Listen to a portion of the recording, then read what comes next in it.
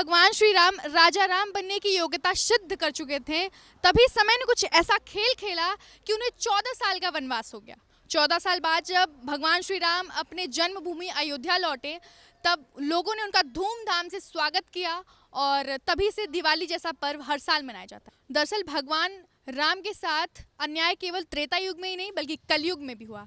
रामलला को उनके ही मंदिर से निष्कासित कर दिया गया, उनकी मूर्ति और मंदिरों को छिन्न भिन्न कर दिया गया। रामलला को स्थापित करने में 500 साल लगे। इतने लंबे समय के बाद रामलला एक बार फिर से अपने भव्य राम मंदिर में अपने जन्मभूमि में विराजमान होने जा रहे हैं। ऐसे अवसर पर एक भव्य स्वागत तो तय है।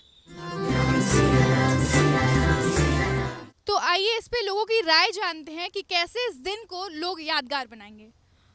तो पहला मेरा आपसे एक छोटा सा सवाल है कि शंकराचार्य महाराज ने न्योता को ठुकरा दिया, इस पे आपकी क्या राय है?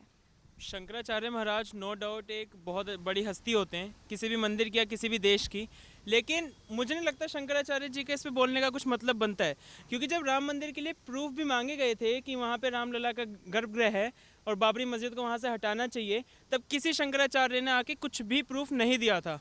उनके अलावा श्री रामभद्राचार्य जी महाराज वो आए, उन्होंने 400 से ज़्यादा ऐसे श्लोक थे जिनको सच साबित करवाया, प्रूफ दिए काफ़ी, जिसके बाद जाके मंदिर की स्थापना हो सकी। तो शंकराचार्य जी महाराज का इसमें क्या कहते हैं, न्योते को ठुकराना कोई बड़ी बात नहीं है, और वो ठुकराते भी हैं तो इसमें मंदिर का कोई नुकसान नहीं होने वाला। और आप 22 जनवरी को जिस दिन प्राण प्रतिष्ठा है उस दिन आप दिवाली कैसे मनाएंगे? दिवाली का त्यौहार तो मनाया ही, एक कारण ये भी था कि राम भगवान जीत के आए थे, तो राम भगवान तो दोबारा जीत के आए हैं। पिछली बार 14 वर्ष के लिए था, इस बार 500 साल के लिए है।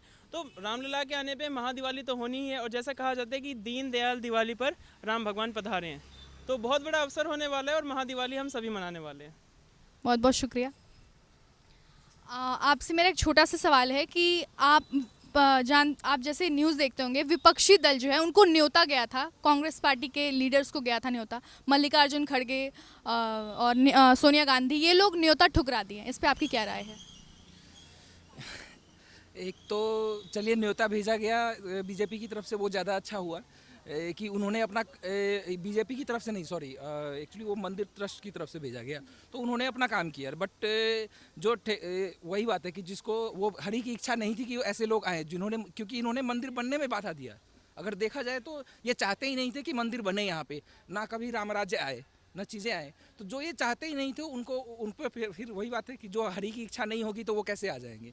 तो भगवान जब सद्बुद्धि देंगे तब वो शायद आएंगे, बट मुझे नहीं लगता कि वो आने वाले हैं, और उनको आना भी नहीं चाहिए। जी, देश के प्रधानमंत्री नरेंद्र मोदी अपने इस वादे पे खरे उतरे, क्या लगता है ये 2024 का चुनाव जीतने का इनका एक टारगेट था? इसमें कोई संशय ही नहीं है कि 2024 का चुनाव कोई मायने ही नहीं रह जाता। वो और कोर्स सी बात है जीतेंगे, क्योंकि हम सब लोगों उनके साथ हैं। मतलब वो एक जन से जुड़ने की नीति है उनकी, जो नीति है वो, मतलब मैं ये नहीं कह रहा कि बीजेपी हो या किसी भी पार्टी के होते, because he is the man, कि वो लोगों से कनेक्ट करते हैं, वो मन की बात करते हैं, हमसे अपनी बातें शेयर करते हैं। आज के डेट में अगर देखा जाए तो 11 दिन का उन्होंने वो एक अनुष्ठान भी किया है, तो वो एक दिल से काम करते हैं, जिसकी वजह से हम उनसे कनेक्ट होते हैं। तो 2024 तो जीतेंगे ही जीतेंगे, और ऑफकोर्स उनको अपने जीतने के लिए, जब अगर सत्ता पे नहीं रहेंगे तो वो काम कैसे करेंगे? अगर वो आते नहीं तो ये राम मंदिर भी नहीं बनता, वो चीज़ें भी नहीं बनती, तो इसके लिए वो काम कर रहे हैं, अच्छी बात है। कैसे दिवाली इस बार मनाएंगी?